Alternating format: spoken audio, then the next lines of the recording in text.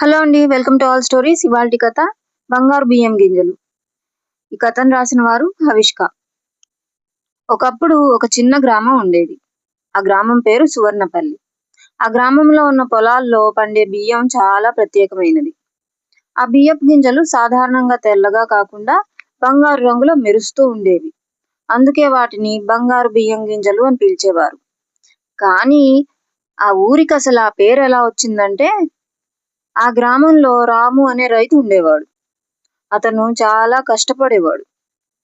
కానీ అతని జీవితం అంత సులభం కాదు. ఎండలెక్కువగా ఉంటే పంటలు ఎండిపోతాయి. వానలెక్కువైతే పంటలు నాశనం అవుతాయి. అయినా రాము తన ధైర్యం కోల్పోలేదు.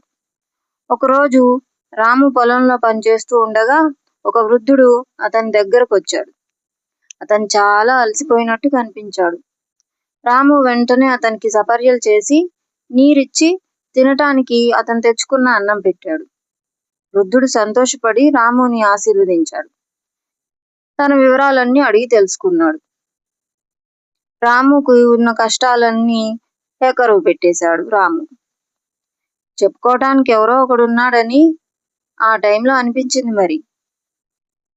సరే, వృద్ధుడు ఏమనుకున్నాడో, బాబు, నీ దయ వల్ల నా ప్రాణం నిలబడింది.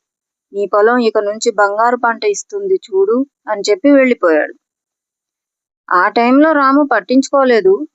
కానీ కొద్ది రోజుల తర్వాత రాము ఆశ్చర్యపోయాడు.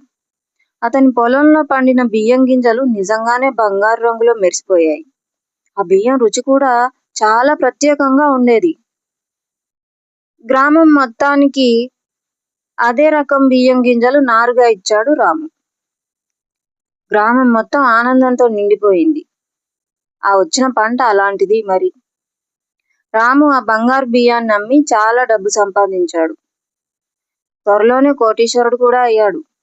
కానీ అతను స్వార్థపరుడు కాలేదు. పేదవారికి ఉచితంగా బియ్యం పంచేవాడు. గ్రామంలో ఎవ్వరూ ఆకలితో ఉండకుండా చూసుకునేవాడు. కొద్ది కాలంలో సువర్ణపల్లి గ్రామం సంపన్నంగా మారింది. అందరూ సంతోషంగా జీవించారు. రాముని మంచి మనసు వల్ల వచ్చిన ఈ మార్పు అందరికీ ఒక పాఠం నేర్పింది. దయ మరియు పంచుకునే మనసు ఉంటే నిజమైన బంగారం మన జీవితంలోకి వస్తుంది అని. కథ నచ్చితే లైక్ చేయండి, షేర్ చేయండి, సబ్స్క్రైబ్ చేయండి అండ్ కమెంట్ చేయండి. Thank you for watching.